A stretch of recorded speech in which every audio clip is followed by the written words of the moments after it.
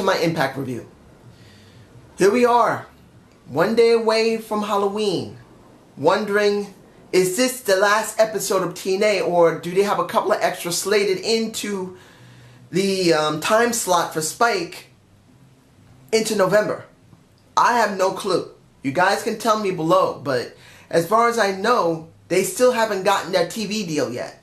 So this could be, or maybe one of the last few that we will see. But did we get a good show? No.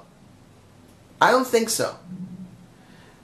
They haven't been doing a lot to the show at all. And when you look at this show, with a few things that I was interested in, this wasn't a good show at all. Mind you, technically, the wrestling was actually pretty good. But overall, no.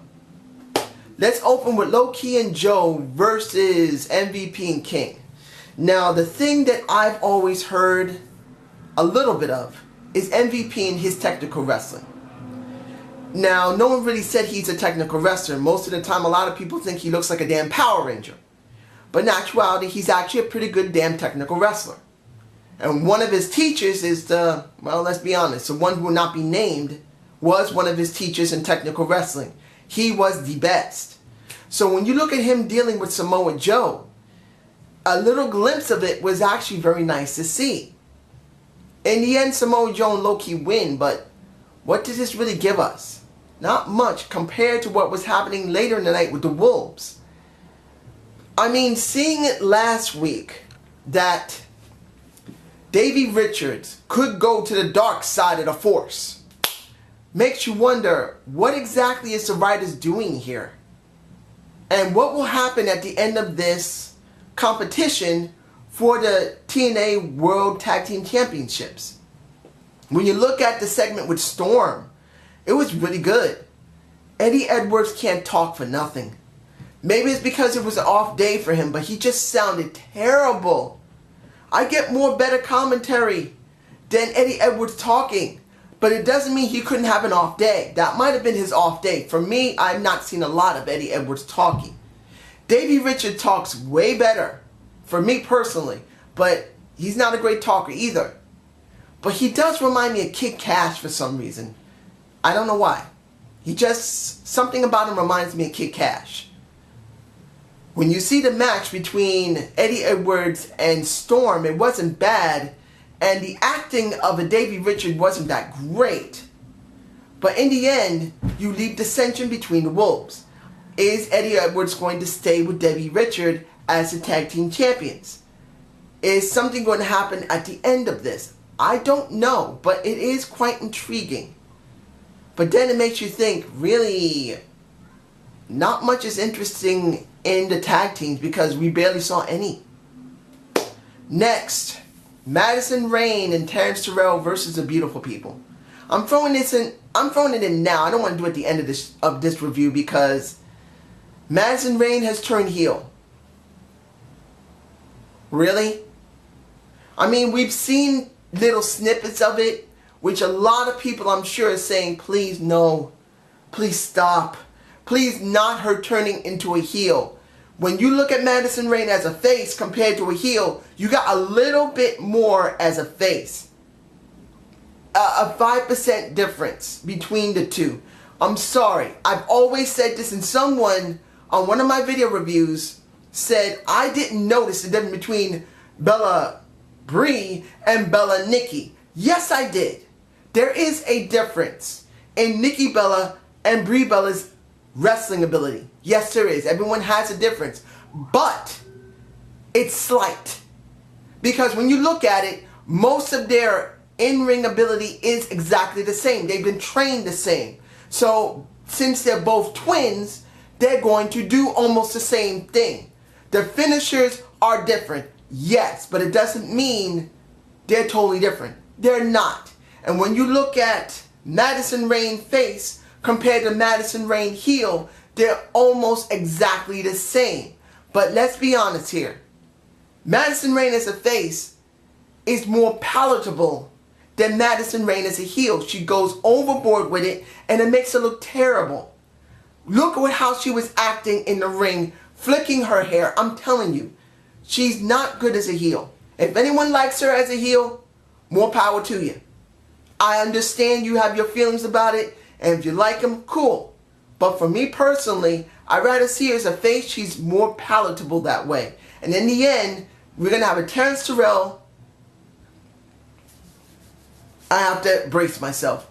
Terrence Terrell, Madison Rayne feud for the simple reason that Havoc, who wasn't even there, Gail Kim, who wasn't even there, are having a major feud in the main title scene for the knockouts. Instead of throwing a little bit of Terrence Terrell into it, just showing her a little bit more between the two, we now have to have a holding pattern with Terrence Terrell until the feud between her and Gail Kim is over. I said Terrence Terrell should be the next person to deal with Gail Kim. I mean, not Gail Kim. You see, I'm frustrated with Havoc. I guess they're going to make this a long program between her and Gail Kim. And I'm talking about Havoc. Let's move on. The next thing is Bram and the segment with him and Magnus. I'll say this. I said Bram was going to be the next hardcore legend. EC3 is important as the American hardcore icon, but Bram is a regular icon in the hardcore division.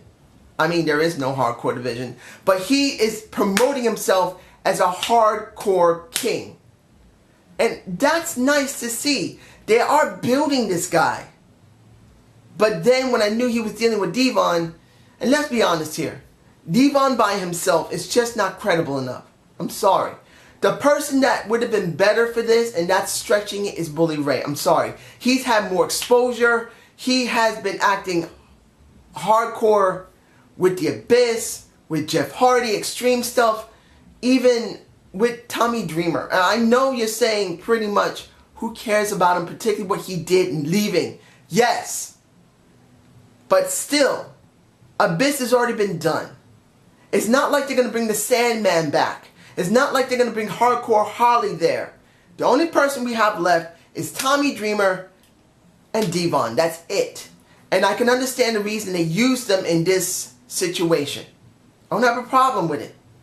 As long as Bram gets over it. This is not about Magnus, not about Dreamer, and this is not about Devon. This is about Magnus. And the one thing I hope about Bram, and he sounded really good, he needs to change his attire. Not attire, sorry, not attire. He needs to change his clothes. He's got a good, decent gimmick, but he needs the right look to go with it.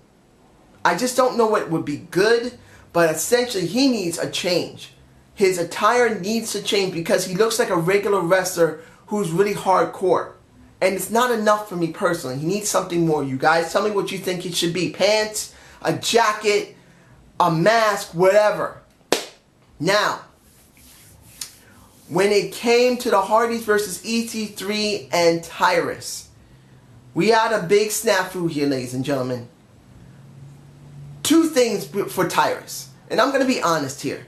When he, and this is Brodus Clay, was going to be signed to TNA, I didn't expect him to really build up really well at first, for the simple fact he's been the Funkasaurus for a very long time. And let's be honest here, when he was in NXT, when he was allowed to act like Brodus Clay, the Destroyer, he had a good gimmick. He was just nothing but a destroyer. The way he's acting right here is still like the Funkasaurus. He is. He's still acting kind of like the jokester. He's not being a very serious type of heel. A destructive one at that. He's just not there yet. They need to work on him and retool him. Can he be a main eventer? No. I'm going to be honest here. I like Brodus Clay. I like Tyrus. But as a main eventer, he's not going to be one. But it does not mean he can't do good in the mid-card and do a decent feud. And right here, honestly, when you see him, he still has the attitude of a Brodus Clay, who is a Funkasaurus. And then at the end of the match, when Jeff Hardy pinned him, I'm taking a guess he was not supposed to get pinned. I'm taking a guess EC3 and him was supposed to win. Because he got pinned. You look at Jeff talking to Matt, and you see him going like this, and I saw the footage. Matt was not in frame. You could clearly see Jeff miss him. Didn't nail him directly. And he still got pinned. That was bad by Tyrus. He was, if you can tell me below if I'm wrong, but he was not supposed to get pinned there. He was supposed to get beaten. And if Jeff hit him right to the point where he was out, that wasn't good. That looked bad. They did not expect the Hardys to win. Now, when you look at Storm, the Storm of the Revolution. I know I said this earlier, but I want to say this about Storm. When you really look about this, I don't know what's going to happen if something happens to TNA, because they got something really good with Storm. They do. I really hope that the feud that we're going to have, because Storm started it, will be interesting. This will be Eddie Edwards, and it will be Davey Richards. I just wanted to say that just as an extra. The last two things I'm going to talk about will be Sharkboy. I got to say this. The way they were doing Sharkboy before was a bit funny, but this is like a redeeming type of thing with Sharkboy, where they're showing Sharkboy becoming fat as a damn stump. He didn't give a fuck. He didn't care. He's drunk out of his mind with food. And you see his chin, his double chin for that matter. And I don't know who's the one who's dealing with Sharkboy. It looks like Dixie Carter's husband. I don't remember the guy's name. I don't really care right now. But the way they're doing this is actually funny. There's nothing wrong seeing a Sharkboy doing, let me get a shell, yeah. Trying to rebuild himself into something better. Does this mean it's great storytelling? No. But is it funny? Yes. That's something we don't get often in wrestling. Something funny, something interesting, something, even if it's been done tons of times, it's something we don't get totally bored of. So I'm alright with that. The last thing I'm going to talk about, Robert Roode versus Lashley 2 for the TNA World Heavyweight Championship. I was about to say the WWE World Heavyweight Championship. You know why? I love Roode. Lashley's done well. The last match they had together was actually pretty damn good. But when you see how this was with Kurt Angle, then you see how he got speared a whole bunch of times. Then you see Brian Hefner come in and do the try, and he got taken out and stuff. In the end, how do I feel about this entire situation that Robert Roode got this win? You know why? Because this should have been on Bound for Glory. Robert Roode and Lashley 2 should have been on Bound for Glory. They had room for it. They could have done this. But having it here didn't feel special. Don't get me wrong, it wasn't a bad match and the crowd was into it. But when you really look at this objectively, when you really want to see a good payoff, when you do a good pay-per-view, it brings up the ratings for the show. And when you see this, and the build into it, it felt empty. This should have been on the pay-per-view. Then you could have had the rematch on the couple of weeks later into iMPACT like we've had. And when you see it like this, it just feels like it's missing something. To me personally, I felt like something was missing. Even though it was special to see Robert Roode finally get it, and he seemed so emotional and the crowd did enjoy it, it felt bittersweet, because when you really think about it, this really should have been on the signature pay-per-view and it would have more relevance. When you look at what happened with, and I'm going off of TNA to WWE, when you look at Hell in a Cell and you look at Bray Wyatt interfering in the match and Seth Rollins getting the win, and I didn't say this in my review there, it was a loss for all three of them. It just was a big loss because no one got over. When you look at Robert Roode, the crowd still loved him. Bobby Lashley, the crowd booed him. Kurt Angle, pretty much as long as he still stays as a manager, people will still like it. But when you saw it in that context, all three of them lost something. And Robert Roode's win wasn't as dramatic and special as it was. And then with everyone wondering, is TNA going to still be on Spike? As far as I know, they still haven't signed their television deal. This could be the last show for TNA. Now, it may not be. They may have taped a couple of episodes beyond November, but it doesn't mean they still are there. I don't know. And this just left me empty. Is this the end? I just don't feel like it was right. I mean, I liked Sharkboy. And let's be honest, Storm was doing great when it comes to the Wolves, even though you don't know what the hell they're doing while doing this.